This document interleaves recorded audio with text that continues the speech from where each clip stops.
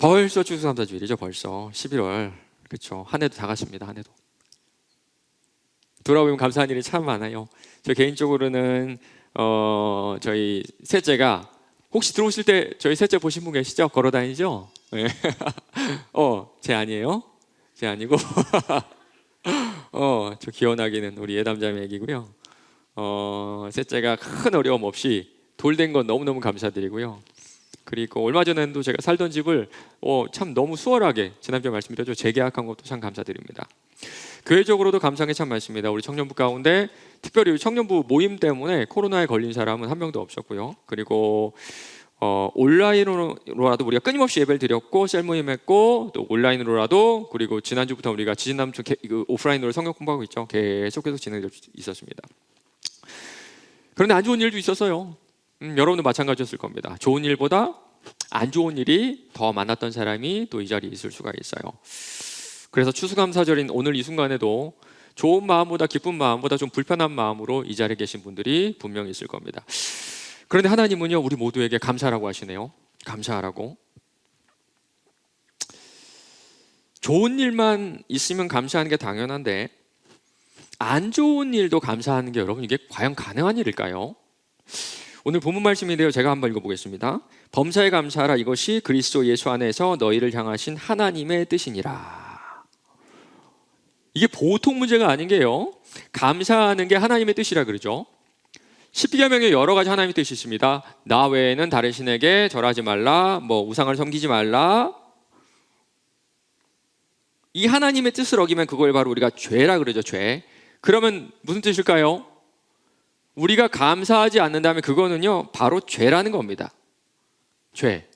그냥 오늘 하루 기분 나쁜 게 아니라, 그냥 내가 짜증나는 게 아니라, 이 문제로 내가 화내서 오늘 하루 망쳤다 이게 아니라 하나님 보시기에 여러분이 감사하지 않으면 그걸 바로 죄라 그러는 거예요. 그냥 좋은 일 있으면 전 감사할 거예요, 좋지 않은 일 있으면 버틸 거예요, 이런 식의 이런 수준의 문제가 아니라는 겁니다. 얼마 전에 어떤 연예인이 이런 말 하더라고요. 저는요 좋지 않은 일이 있을 때 막 웃어요. 화장실에 들어가서 막 10초 15초 막 웃으면요 기분이 좋아진대요.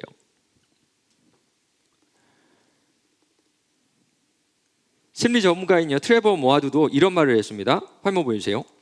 무언가 생각을 말하면 그냥 생각했을 때보다 10배나 강력하다. 10배나 강력하다.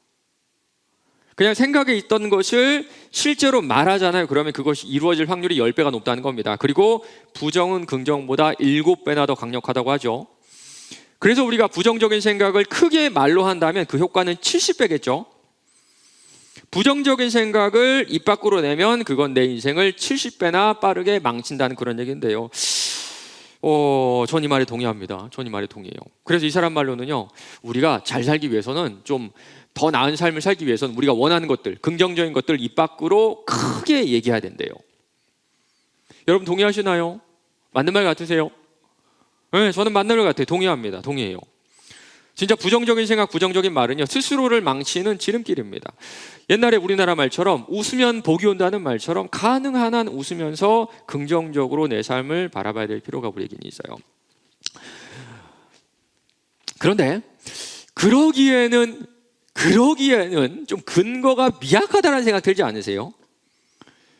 긍정이란 말 참 좋습니다. 웃음이라는 건 참 좋아요. 그런데 부정적인 상황에서 긍정을 어떻게 말할 수 있을까요? 정말 부정적인 상황에서 웃으면 내 마음이 싹 바뀌던가요? 저도 한번 해봤는데요, 기분 전환이 있는 것 같아요. 약간의 생각의 전환이 있는 것 같아요. 그러나 다시 내 눈앞에 있는 부정적인 상황을 바라보면요 웃음은 금방 사라져버리고 말더라고요. 저를 만나고 싶어하는 청년들이 참 많은데요, 만나면 긍정적인 얘기를 많이 할까요? 부정적인 얘기를 많이 할까요? 목사님, 저 이제 연애를 시작해요, 이런 긍정적인 얘기 많이 할까요? 아니면 저 목사님 저 헤어졌어요 라는 부정적인 얘기나, 목사님 저 이런저런 어려움이 있어요, 그런 얘기 할까요? 네, 거의 다 두 번째면 두 번째. 한 분 한 분 만나보잖아요. 그러면요, 야, 참 기구하다. 아직 이제 20살 좀 넘었고 30살 좀 넘었는데 어떻게 그 인생 가운데 그런 게 있지? 얼마나 힘든 일이 여러분에게 있는지 모릅니다. 여러분 가운데 목사님 저는 괜찮아요, 살만해요, 저는 인생에 특별한 문제가 없어요 그러면요, 여러분 저는 이런 말 해주고 싶어요. 정말 부럽습니다, 여러분. 정말 여러분이 부러워요. 여러분 생각 가운데 큰 문제 없으면 정말 감사하세요. 정말 부럽습니다. 그러나 여러분 가운데 10명의 9명은요, 정말 10명의 9명은 해결되지 않은 문제를 하나씩 가지고 있습니다. 해결될 것 같지 않아 보이는 깜깜한 그런 문제들 말이죠. 이번 올림픽 때 여러분 그 김연경 선수가 했던 말 기억나세요? 아주 큰 화제가 됐었죠. 아시죠? 해보자 후회하지 말고. 옛날에 나이키 광고도요 이런 문구였습니다. Just do it. 지금 당장 시작해. 지금 뭔가를 시작해. 우리가 사는 세상은 우리가 자꾸 뭔가 하라 그래요. 긍정적인 사고를 가져라, 의지를 가져라, 웃어라, 감사해라, 그러면 된다, 좋게 생각해라, 다 이겨낼 수 있어요. 저는요 이런 말들이 실전에는 크게 도움이 되지 않지만 이런 자세는 참 좋다고 생각을 해요. 그런데 우리 하나님은 여기서 한 발짝 더 나가세요. 무언가 하라 그러지 않으시고요, 무언가가 되라고 하시는 겁니다. 그게 뭔지 아세요? 감사하는 존재. 더 말이 안 되죠. 더 말이 안 돼요. 그런데 이 말은요, 그리스도인이 되라, 예수 믿어라 라는 말과 저는 똑같다고 생각을 합니다. 오늘 말씀은요, 교회 다니는 사람이라면 한 번쯤은 들어보고 여러분 어릴 때 암송되겠다 한 번쯤 이렇게 다 암송했던 그런 말씀이죠. 그렇죠? 항상 기뻐하라, 쉬지 말고 기도하라, 범사에 감사하라, 이것이 그리스도 예수 안에서 너희를 향하신 하나님의 뜻이니라. 뭔가 해라 이런 느낌이죠. 야, 네 마음이 내키지 않더라도 기도해. 상황이 그렇지 않더라도 억지로라도 너의 의지력을 발휘해서 감사하고 기뻐해, 기도해. 뭐 그런 뜻까지 않으세요? 힘들어도 웃어. 항상 긍정을 얘기해. 같은 맥락처럼 보이거든요.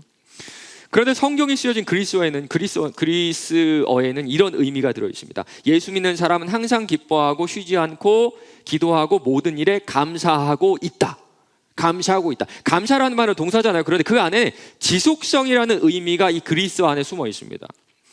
그래서 감사해라 보다는요, 감사하는 사람이다라는 상태에 훨씬 더 큰 강조점이 있다는 겁니다. 맞습니다. 감사해서 크리스천이 되라 이 뜻이 아니라 크리스천이면 감사해라 그런 말이거든요. 점점 마음이 좀 불편해오죠.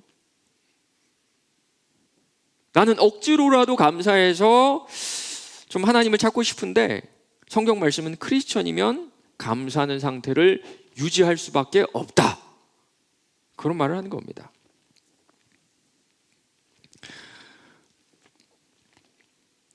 우리 삶을 보면요, 정반대일 것 같아요. 정반대. 감사의 반대는 뭘까요? 감사의 반대, 이스라엘 백성들이 출애굽 내내 했던 거 뭘까요? 여러분 기억나세요? 계속 불평하죠. 여러분의 상태 거의 이렇지 않나요? 불평, 불만, 짜증, 불안. 여러분 언제 불평하세요?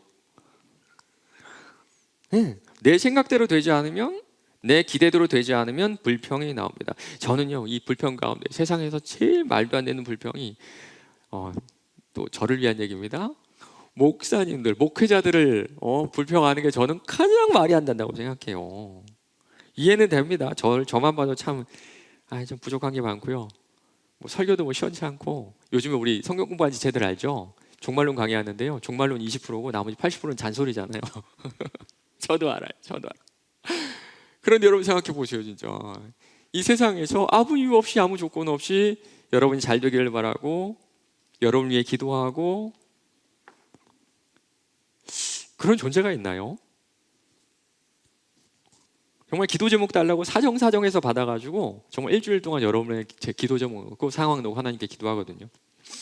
그런데 여러분은요, 아마 목사에 대한 기대치가 아마 있을 것 같아요.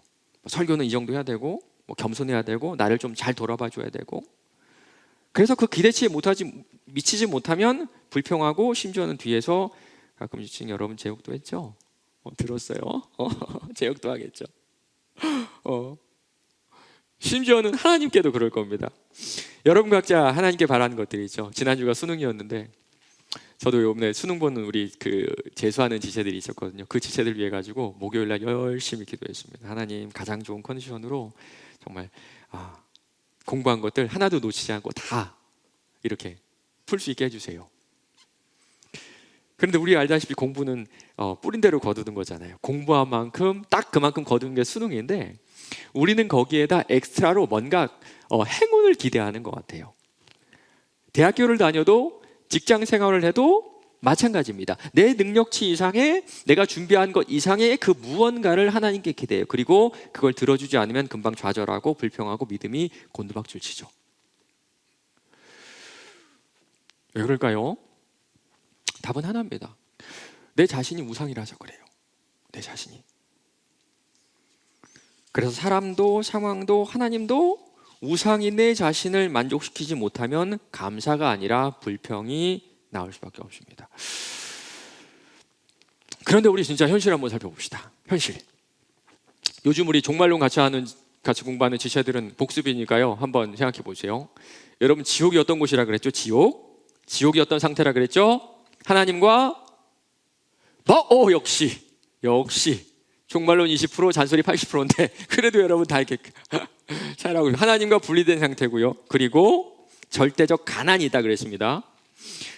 우리가 지금 느끼고 있지 못하지만 지금 우리는 하나님의 엄청난 은혜 가운데 있어요. 햇빛과 물과 자연과 그것을 통해 산소가 발생되고요. 우리도 알지 못하는 사이에 우리가 뿜은 이산화탄소가 제거가 되죠.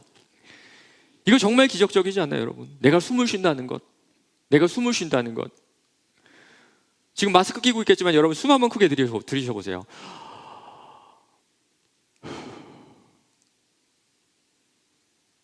과학자들도 똑같은 말을 하죠. 우주가 존재하는 것도 말도 안 되는 기적이고, 그 안에 지구가 존재하는 것도, 지구 안에 산소가 존재하는 것도 있을 수가 없는 가능성 가운데 있는 거라 그러죠. 맞습니다. 오늘 우리가 하루 살아서 숨쉬는 이 모든 것들이 하나님의 은혜가 아니면 불가능합니다. 여러분 정말 정신 차려보세요. 막 쫓기면서 살지만 정신 차려보세요. 정신 차려보면 생각을 해보세요. 지금은 아등바등 쫓기면서 목적 없는 성취, 만족 없는 소유를 바라며 살지만 정신 차리고 여러분 한번 생각해 보시기 바랍니다. 우리 주님께서 내일 여러분의 삶을 가져가시면 다 끝이에요. 여러분뿐만 아니라 내일 여러분이 살아가는 그 사람의 생명을 가져가 버리면 지금 여러분이 아등바등 최선을 다해서 모든 것을 바치며 살아가는 그 모든 인생이 아무런 의미가 없을 겁니다.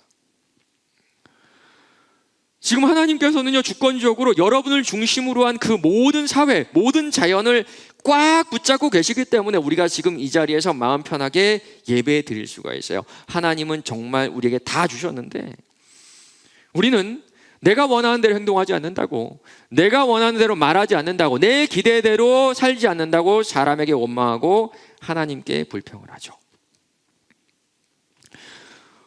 어떤 목사님이 이런 얘기 하더라고요. 하나님이 원하시는 것은 우리가 원하지 않고요, 우리가 원하는 것은 하나님이 원하시지 않는다. 그래서 우리가 다른 사람을 대하는 태도로 하나님이 우리를 대하신다면 우리는 지옥에 갈 수밖에 없다. 지옥에 당연히 가야 된다. 물론 우리가 사는 세상이요, 참 살기도 힘들고 버티기도 힘든 세상인 거 맞습니다. 한 11년쯤 전인가요, 아침마당에 아침에 하는 프로그램에 그 아주 유명한 분이 있었어요. 행복전도사라고 하는 최윤희 씨. 사진 한번 보여주세요. 네. 행복전도사였던 최윤희 씨. 그러니까 남편하고 동반 자살했습니다. 이런 책을 썼어요. 딸들아 7번 넘어지면 8번 일어나라. 많은 프로그램에 나와가지고 가장 많이 하신 말씀이 뭐냐 하면, 자살을 거꾸로 하면 살자니까 여러분 제발 자살하지 마세요. 삶을 강조하던 분이었는데 투병 생활을 이겨내지 못했다고 합니다. 그가 남긴 유서를 보니까요, 2년간의 투병 생활이 정말 견디지 못할 정도로 힘들었다 그래요. 맞습니다. 이 사회의 최전선에서 삶의 희망을 노래했던 사람들도 버티기 어려운 것이 우리가 살아가는 이 세상살이죠. 긍정적인 사고로, 내 의지로, 억지로 웃으면서 억지로 감사하면서 살아가는 것이 사실상 불가능하다는 겁니다. 언제나 불안과 불평과 짜증과 비교 우위를 통한 열등감과 우월감으로 사는 우리에게 아주 좋은 소식이 하나 들려왔어요.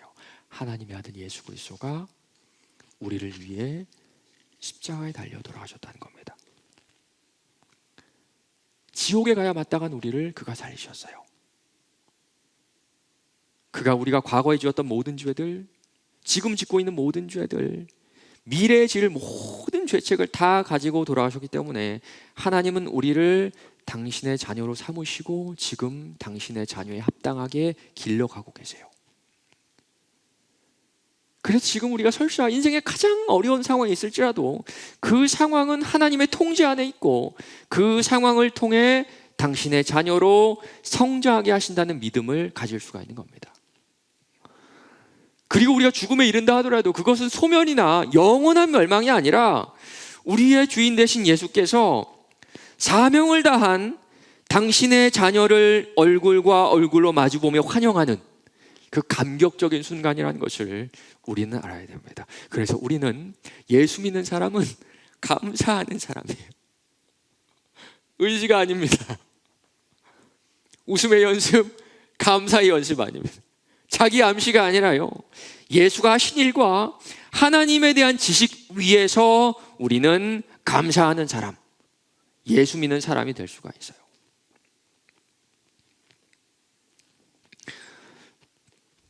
지난주에 아까 막 걸어다니는 저희 막내 있잖아요. 저희 막내가 열이 많이 나십니다. 화요일부터 열이 많이 나가지고 병원에 가니까 의사가 목이 많이 부었대요. 그래서 항생제를 먹어야 된다 그러네요. 항생제를. 그래 먹이는데요, 그 먹는 즉시 다 토해내더라고요. 항생제는 좀 쓴맛이 있어가지고 아이가 그걸 먹으면서 그 먹지도 않아요. 목에다가 이렇게 뭘 억지로 좀 짜 넣어야 되거든요. 먹으니까 역한 게 들어오니까 속에 있는 걸 다 토해내요. 그때 제 아내랑 제가 어떻게 했을까요? 다시 먹였습니다. 다시 먹였어요. 아이가 막 분수처럼 토하는 거 보면 되게 괴롭거든요. 그래도 먹였어요. 그래도. 왜냐하면 먹어야 낫거든요. 하나님이 원하시는 것은 우리가 원치 않습니다. 반대로 우리가 원하는 것은 하나님이 원하지 않으세요. 여러분의 관심은 언제나 여러분의 성공과 평안과 만족에 있잖아요. 여러분이 주님께 구하는 기도 제목 한번 보시기 바랍니다. 딱 이거 같아요. 저희 아이들 매일마다 사탕과 초콜릿을 먹기 원하는 저희 아이들 똑같아. 그런데 우리 주님께서 우리에게 원하시는 것은요, 그것이 아니라 당신을 닮아 거룩하게 되는 겁니다. 예수님 닮은 모습으로 거룩하게 되기를, 영적으로 조금 더 성장해 가기를. 몸에 바이러스가 들어오고 이 바이러스를 약을 먹고 이겨내는 과정 가운데 면역력이 길러지죠. 이 과정이 없으면요, 우리가 어른이 되어도 365일 중에 300일은 아파서 아무것도 하지 못할 겁니다. 그러나 이제 어른이 된 우리는 알죠. 토해도 먹이는 이유. 그렇게 해야만 아이가 잘 자랄 수 있을 거라고 그 지식을 가지고 있는 이 어른의, 이 엄마 아빠의 심정. 이제 이 사실을 아는 저희 첫째 둘째는요, 쓴 약도 별다른 거부감 없이 잘 먹습니다. 그리고 요즘에는요, 좀 뭐랄까 느끼는 바가 맞는 것 같아요. 이 늦둥이 키우는 이제 자신의 엄마 아빠를 보면서, 야, 나도 저렇게 키웠겠네 우리 엄마가, 나도 저렇게 키웠겠네 우리 아빠가.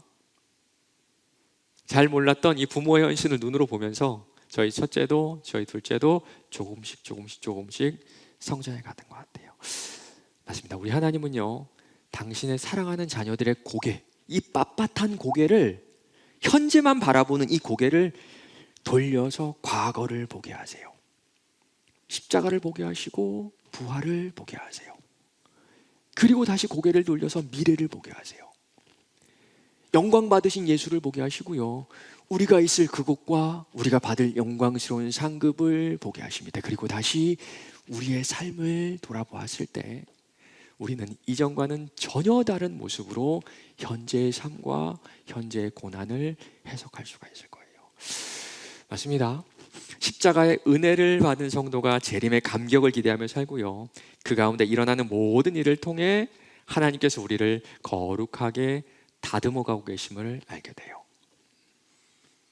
단 한 번의 실수도 없으신 하나님, 단 한 번의 우연도 없으신 하나님.